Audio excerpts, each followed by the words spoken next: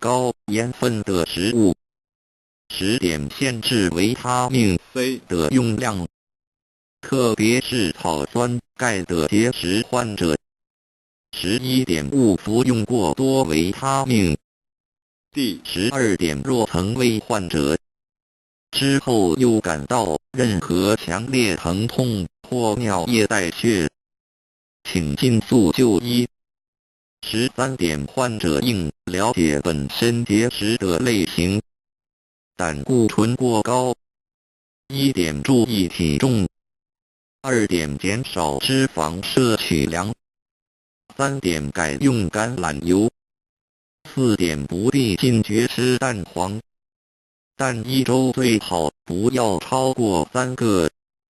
5点，摄取豆类，例如菜豆、扁豆、黄地豆、大豆、黑眼豆、斑豆等，可有效降低胆固醇。6点，多吃水果，可降低胆固醇。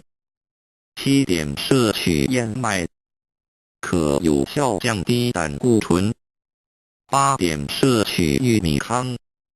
9点，多吃胡萝卜。10点，多运动，可减少动脉脂肪的堆积，也能提升3餐